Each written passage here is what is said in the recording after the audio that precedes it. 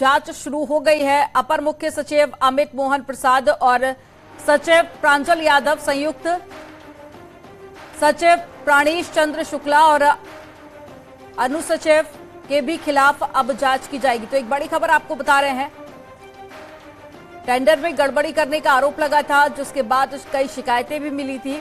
चहेते firm को फायदा देने का आरोप लगाया गया है।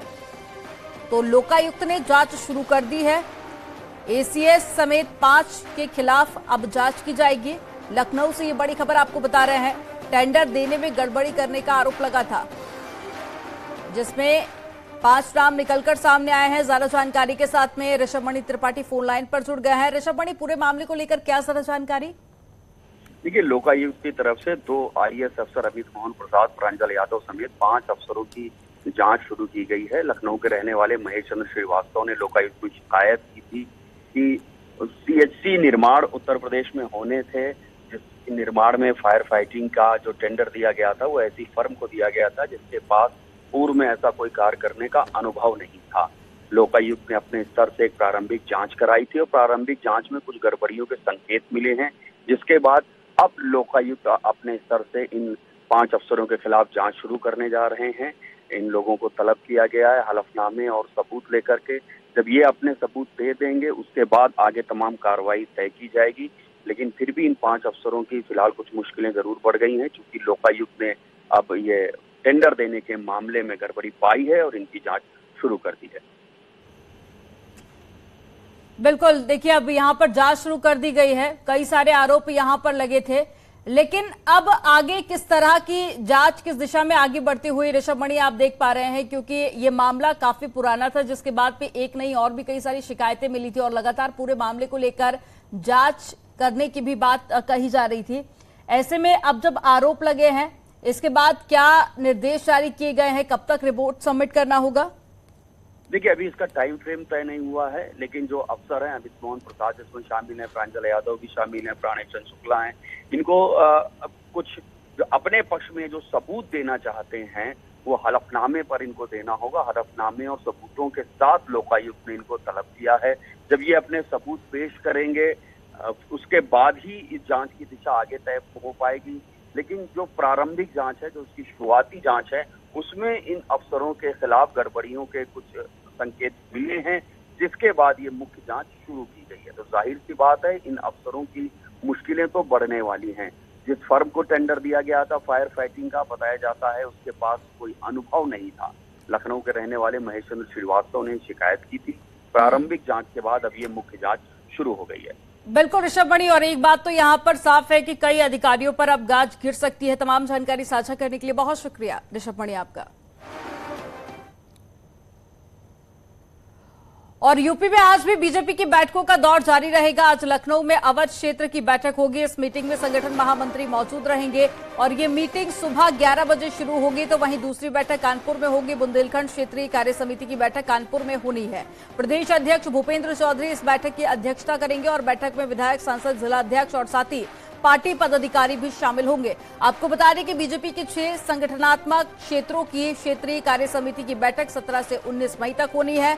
इस बैठक में आगामी लोकसभा चुनाव की शुरुआती तैयारी से लेकर मोदी सरकार के 9 साल के कार्यकाल पूरे होने के अवसर पर होने वाले कार्यक्रमों की रूपरेखा पर भी आज मंथन किया जाएगा। तो कल भी बीजेपी के कई बड़े नेताओं ने बैठक की थी, मीटिंग हुई थी, जिसमें आगे की क्या रणनीति होगी लोकसभा इलेक्शन को लेकर उस पर चर्चा की गई थी। और आज एक बार फिर से ये बैठक होगी। तमाम सांसद, विधायक इस बैठक में शामिल होंगे और लोकसभा इलेक्शन के साथ साथ 9 साल पूरे होने पर बीजेपी के क्या कार्यक्रम रहेंगे, इसकी भी रूपरेखा तैयार की जाएगी।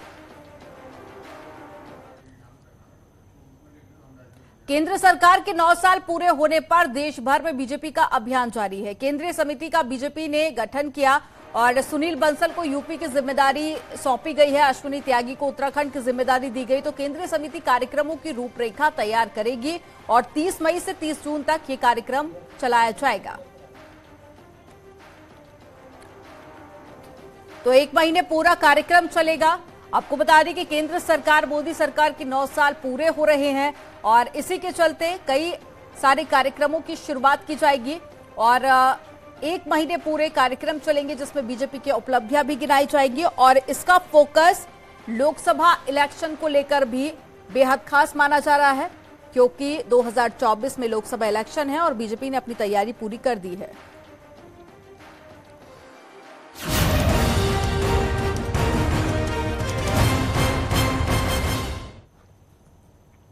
कल ग्रेटर नोएडा स्थित एक यूनिवर्सिटी से दिल दहला देने वाली वारदात सामने आई। यहां पर एक छात्र ने अपने ही साथ पढ़ने वाली छात्रा की गोली मारकर बेरहमी से हत्या कर दी और फिर खुद को भी मौत के घाट उतार दिया। आरोपी ने मर्डर और खुदकुशी से पहले एक वीडियो भी बनाया।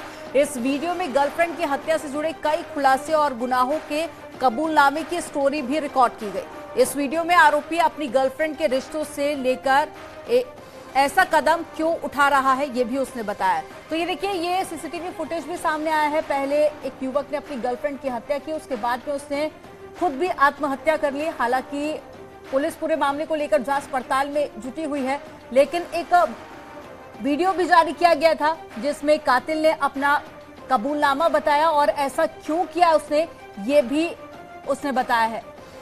वो आपको ऑडियो रिकॉर्डिंग भी सुनाते हैं जो कि सिर्फ न्यूज़ 18 ही आपको दिखा रहा है। एक्सक्लूसिव ऑडियो आप सुनिए जो कि कातिल ने रिकॉर्ड की है।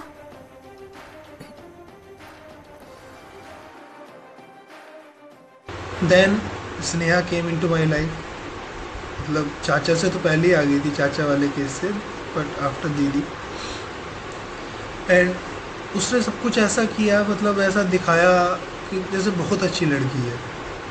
इसकी लाइफ में एक लड़का था अंशु, उससे वो इसे परेशान कर रहा था, ऐसा इसने दिखाया।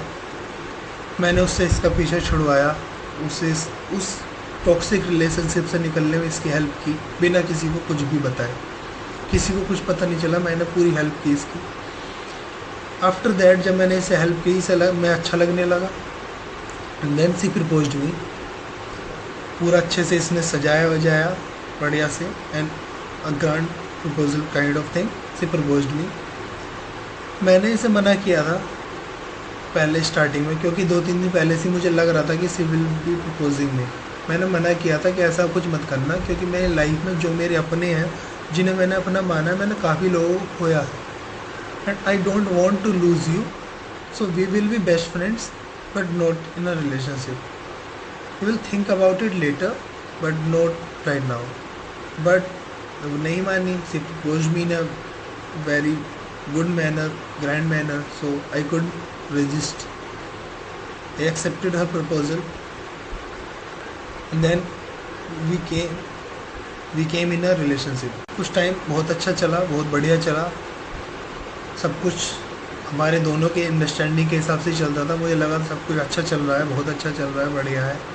हमें लगता था कि बहुत अच्छी अंडरस्टैंडिंग है, बट ऐसा था नहीं, रियलिटी कुछ और ही थी। लास्ट ईयर जब मेरे अंकल की डेथ हुई तो मैं अपने बर्थडे पे घर गया हुआ था, एंड देन वो यहीं पे रुकी हुई थी।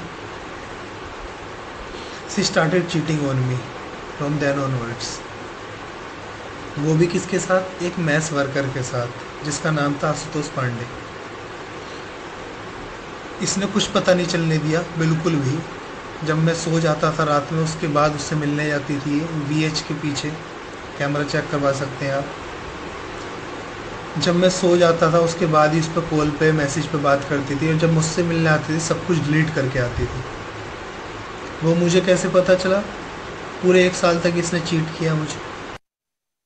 लोगों की लाइफ में आती रहे, कनेक्ट होती रहे, फिर जब अपना मन भर जाए छोड़ती रहे। किसी न किसी को तो सज़ा देनी पड़ेगी ना, किसी न किसी को तो पनिशमेंट देनी पड़ेगी। मैं ही सही। हाँ, इस चीज़ में मैं मॉन्स्टर, भले से मुझे मॉन्स्टर बोल दो, कुछ सही करने के लिए कई बार कुछ गलत करना पड़ जाता है, तो वही मैं सही करने जा रहा हूँ। इसके पेरेंट्स से भी माफ़ी मांगता हूँ हाथ जोड़ के कि आपके, बस यही बोलता हूँ कि आपकी लड़की कहलाने लायक नहीं है, वो इंसान कहलाने लायक नहीं है। और अपने पेरेंट्स से भी यही बोलता हूँ, प्लीज़ हो सके तो मुझे माफ़ कर देना। आपके लड़के ने सच्चे दिल से एक लड़के को प्यार किया था, एक इंसान की कदर की, कभी किसी के साथ गलत नहीं किया, बहुत मेहनत की लाइफ, तो उसके साथ बहुत गलत हुआ। और चलिए यहाँ पर रुकेंगे एक छोटे से ब्रेक के लिए। आप देखते रहिए न्यूज़ 18।